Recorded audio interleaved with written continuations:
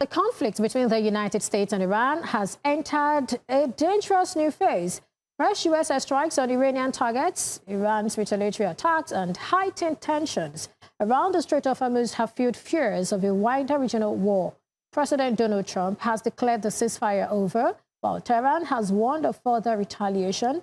Beyond the battlefield, the crisis is rattling global markets, pushing up oil prices, disrupting shipping, and raising fresh concerns over inflation, trade, and investment. To unpack this, I'm joined by Cheta Nwanze. Cheta Nwanze is the CEO, SBM Intelligence. Thank you so much for joining us today. Thank you for having me. Good morning. All right, there have been so many moving parts since our last conversation, or whether you just want to look at the last few days. Fresh U.S. strikes, Iranian retaliation, President Trump saying the ceasefire is over. Where are we really? Where do all these leave us or leave the conflict today? I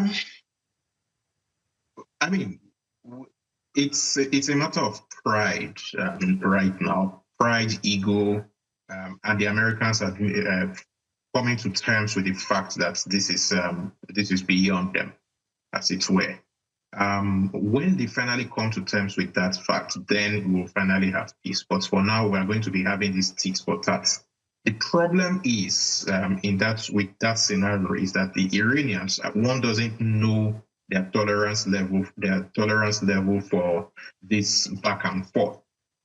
They have the fundamental chokehold, which is the Strait of Hormuz, and what they have over the Strait of Hormuz means that they don't need to blow up every ship going through the Strait of Hormuz.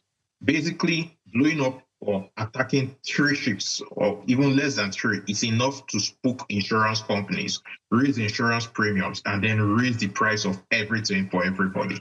And that's basically the vice that Iran has, and has shown that they are willing to use it. I mean, think about it this way. Yesterday, only 14 ships passed through the Strait of Hormuz. That's the lowest level in 1 month. And of course, it's already beginning to show in oil prices. As of this morning, global output of oil is 9.4 million barrels per day, below the level it was on February 27. So that is something that will translate to higher prices for everybody, and it will translate to something politically sensitive for Mr. Trump at the congressional elections, midterm elections in a couple of months. Well, Iran has sort of warned that it will continue responding to what it calls U.S. aggression. Do you see this becoming a prolonged military campaign, or is there still room for diplomacy, considering the impact on global markets? So I don't think it will be a prolonged military campaign. The appetite for a proper prolonged military campaign just doesn't exist in the U.S. at the moment. A prolonged military campaign means boots on the ground. They just don't have that appetite to do that. So we're going to have this sort of tit for tat thing for a while. And like I said earlier, the real issue is not whether we would have the tit for tat, but whether the Iranians will trust that any negotiation from the Americans is genuine, and whether they will trust that if another MOU is reached, that sooner rather than later, the Americans will get tired of the whole thing.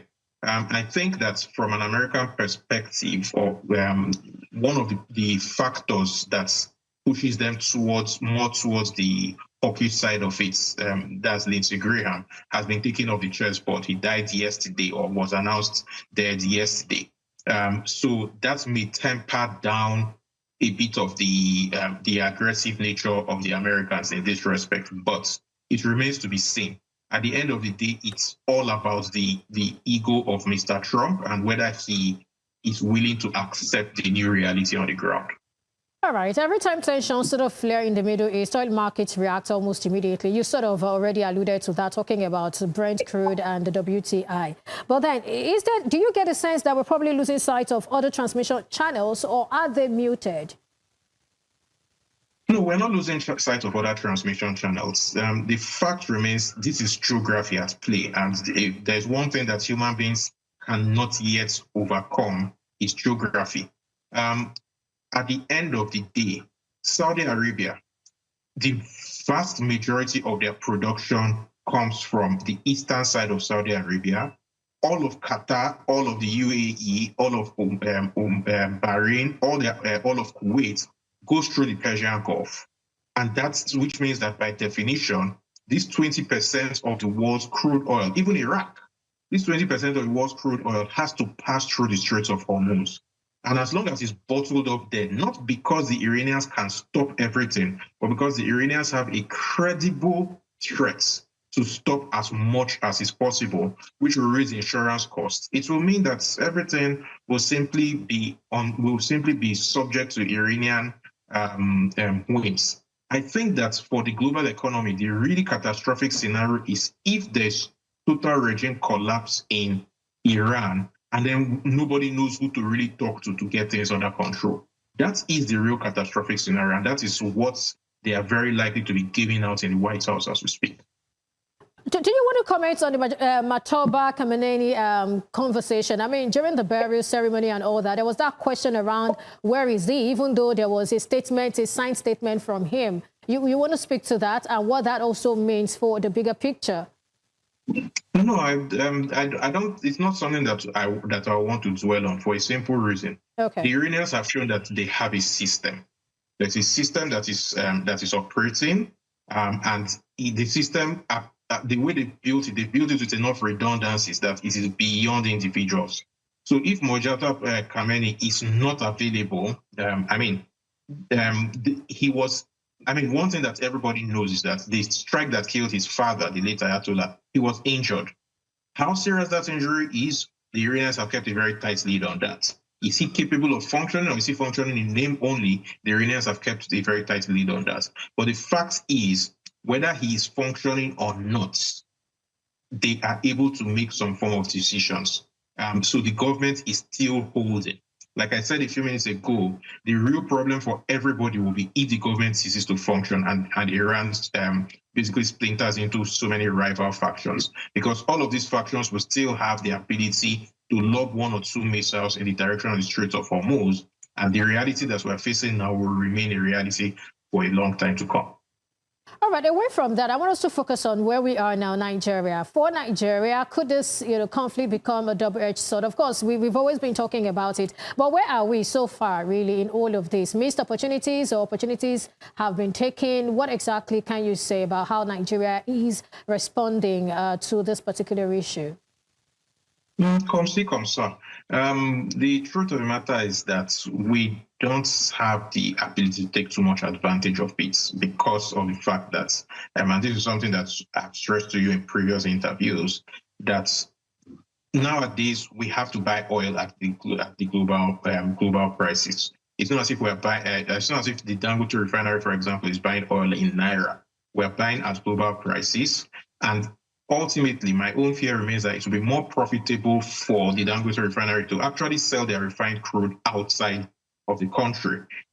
Again, another thing is because of the nature of the economy that we've built in terms of power generation, in terms of logistics, everything, we are completely exposed to these variations in prices, whether it translates into diesel prices or petrol prices. We are very exposed. Remember, February 27th, petrol was retailing for around 836 per liter, thereabouts, between 836, 863, that's the region. It has not gone back there since. It's not going back in the foreseeable future. This means that elevated prices are our new reality. And elevated prices being our new reality, I don't think your salary has gone up according to that proportion. Mine definitely has not. So we still have that issue. All right. Thank you so much, Cheta Nwanze. Of course, we'll definitely keep in touch and we'll keep talking about this until there is a final stop to the war. Thank you so much for coming on the show today. Thank you for having me.